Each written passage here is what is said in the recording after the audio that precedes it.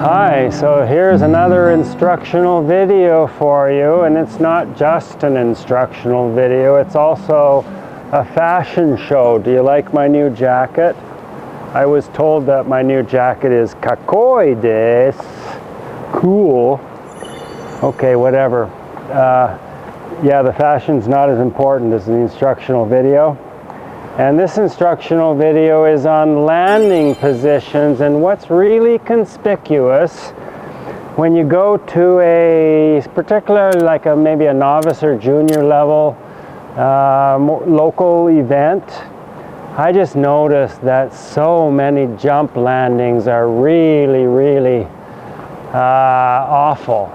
And it's not only the position that skaters get into eventually with their jump landings, but well, often they're not finished off at all. You know, a jump landing should finish off in a beautiful position and show control on the back outside edge, right? And yeah, okay, jump landings are the most difficult part of figure skating, because if the takeoff doesn't go quite right, there's lots of motion and sometimes quick motion on the takeoff of a jump, and when we do quick motion, we can slip one way or another and lose our balance. And while we're in the air, so if we lose our balance and we start toppling on the takeoff, we continue to topple in the air. There's nothing you can do about it in the air. You can try to change your position and land like a cat on your feet, but you're still you can only really correct your position if you have something to push or hold against or push against, which is the ice. But when you're in the air, you topple. So if your landing position is not quite right, well, then you got to correct it as soon as you get back on the ice.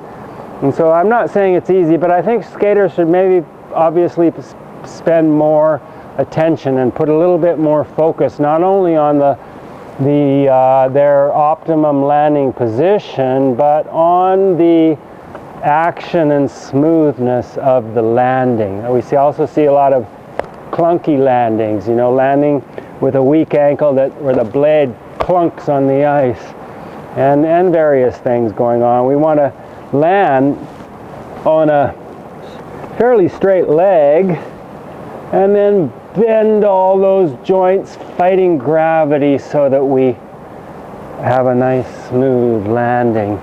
And as far as the free leg goes, so I land on my left foot because I jumped the wrong way, and we have a lean from the hip to the blade. I would be vertical in my upper body. In my ideal landing technique, I would have the shoulders, the arms, the eyes level. I would also have the hips level. I wouldn't have one hip higher than the other. So there's the landing position. And so we rotate in a backspin position, and a fully complete landing position is one where the free leg comes around and goes inside that curve. Many skaters' landing positions is free leg outside the curve, and when your free leg is outside the curve, you have to compensate by leaning your upper body inside the curve. So we see many landing positions kind of like this type of thing. Not a deep enough edge, and spreading out to control the rotation, the over rotation, because the edge isn't deep enough, and not correct landing positions. Yeah, you can get your free leg higher if it's out here. So I can't get my free leg as high if it's inside the curve. This is a position that's going to be useful if you're going to do a toe loop on the landing of your jump. This is coming all the way around into the toe loop position. Let me show you. So just as a learning psychology, we can't think of more than one thing at a time, and yet the ideal landing position should include, maybe 20 or so concepts. A proper athletic bend into the leg joint, a turn out of the free leg at the hip, a straightening of the knee, a pushing of all 5 toes hard against the sole of the boot so that the toe is pointed, the free leg as high as possible without tipping forward too much into this left hip here. So I've got my good basic athletic position, and my free leg is high as it goes in that position without sacrificing the athletic bend. Arms are going to be relaxed. They're going to be high, level, as I said, relaxed, not too much tension in the arms, not too much tension in the neck or the jaw, not head forward. Good basic posture, keeping the abdominal muscles tight. So we want to remind ourselves of all these things as a matter of our learning technique, understanding that as we remind ourselves of these things, they become second nature. They become part of our muscle memory. And so then we don't have to give as many reminders once we get used to this. So you might think that this is just overwhelming, all of these things that we have to think about. But it's not, because you're keeping mindful always when you're skating. You're reminding yourselves of all these aspects, and then they eventually become part of your technique. So, like, I think in a 6-minute warm-up, skaters should practice this most important position in figure skating.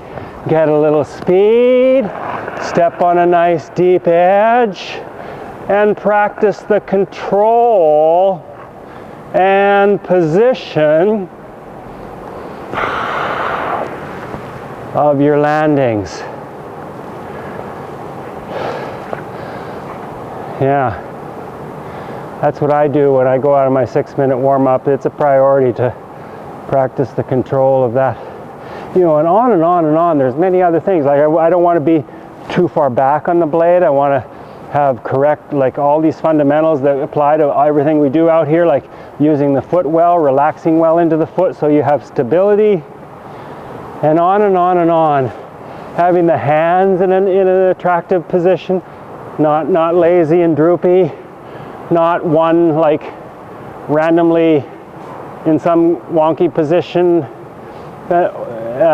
So nice wide shoulders, not arching the back excessively, so keeping the nice spinal position, and smiling. Okay, so here I am with Ryoko, and she asked me for a landing position lesson, and I'm prepared to oblige. So what you want to show me your landing position? Let's see if we can see how Ryoko could possibly improve on her landing position. Maybe it's already perfect and she just wants to show off how wonderful she is, or maybe there's some way we can find to improve. Now continue to figure out how you're going to make it better and better and better and better and better. Good control, right? She's not over-rotating that landing for sure. It's not perfectly smooth. It's a slight bit on the wobbly side, but not very much. I think you could get your free leg higher. I think it's in the right position as far as being inside the curve. So if you're on a curve like this, I think the free leg should be in the curve. I agree with that.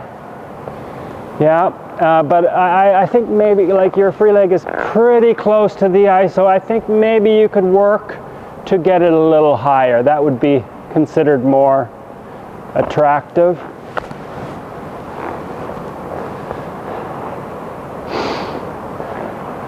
Yeah, so get in your landing position and step right on a nice deep back outside edge, and yeah, nice back outside edge, free leg a little higher, as high as you can get it.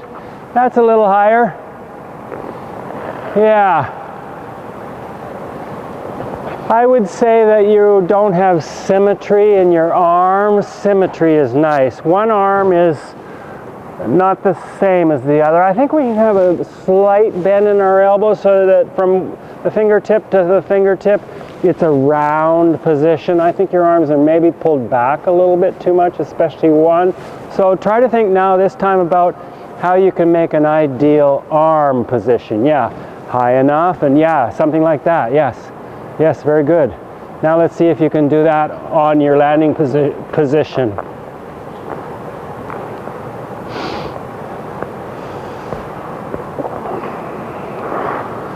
And stepping right on a nice outside edge. Free leg a little higher, arms are in a good position. It's hard to think of everything, but if you practice this, it'll get better and better and better. Yeah, so if you get really, really comfortable with that landing position and you practice that exercise every session, it's gonna improve your jump landings for sure. All skaters should take this advice to heart and practice it. Any other questions about your landing? No. I think it looks pretty good. Incidentally, so you started the edge deep, you stepped right on a nice deep edge, and that's something that is important on your landing, because when we land on a deep edge, we stop the rotation. There's two ways. There's one way of stopping the rotation is landing on a deep enough edge, and by spreading out, we do slow down the rotation. So when we bring the free leg and the arms out, that slows down the rotation, and then the depth of the edge stops the rotation. So those two things, if you're used to over-rotating your landing positions and fighting to stay on a, in a controlled position that doesn't over-rotate, that would be important. I do hear many coaches talk about keeping this arm in front as a way of checking your rotation. That can only have some kind of psychological effect, maybe. It's not really going to stop your rotation. I mean, except if it's, wider than in this position. But keeping this shoulder or landing like this, that doesn't stop your rotation. That's only psychological. So what stops your rotation or slows it down is only what you can do with the depth of the edge, landing right on the deep edge and spreading out.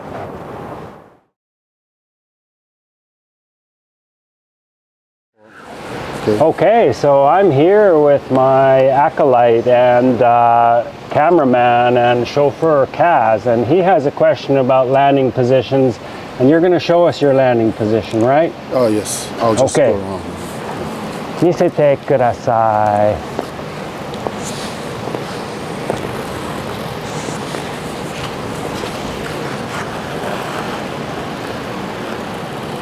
Very good control, quite nice.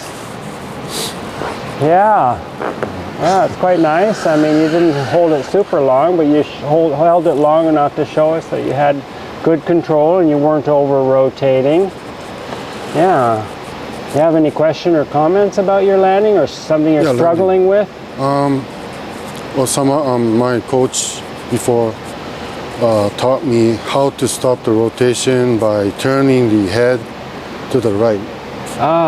Like if I jump. So when you land, you turn your head over to the right, and that helps stop your rotation. Mm-hmm. But you already mentioned that to stop the rotation, the opening of your arms and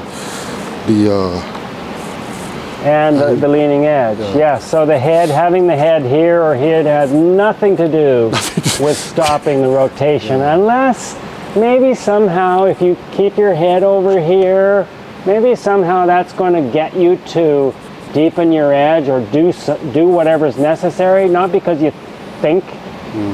Maybe you're going to figure out how to stop your rotation using my two methods just because your head or your arm is here, but it's the head and there and the arm there itself doesn't stop or slow your rotation. So it's that's use your skating skills to maintain control on your landing. And also, by the way, we want to open up before we land, obviously. We don't want to hit the ice in a closed position and then open up. We want to already before we land. Hopefully you have enough height and rotational speed that you can complete your rotation in time to start opening up before you hit the ice, so that you're already slowing your landing down, and then you hit the ice on an outside edge, on a leaning outside edge, which is going to feel actually a little bit like not over rotated. And then you can sustain a beautiful landing and have control and get higher GOE from your judges. Maybe I can do a single toe loop and land. Sure, go ahead. From a jump. Okay, here we go. Toe loop. Let's see how good control you have on your landing. Good. So Go again. Try again. You didn't warm up, so I'll cut you some slack there. The first one was your warm up.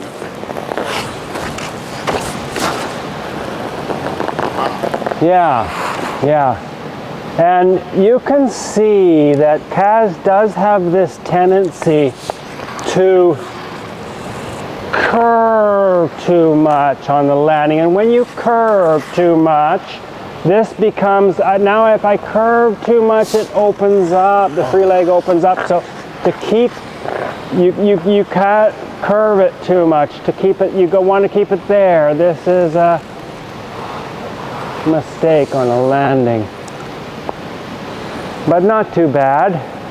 So hopefully that helps you all. Helps you all to understand jump landings, and also inspires you to spend a little bit more thought and practice time on your jump landings. And thank you, Kaz. thank you. Bye for now. Send me some love. I'm sure you can find a heart somewhere below this video that you can touch. Okay, cheerio.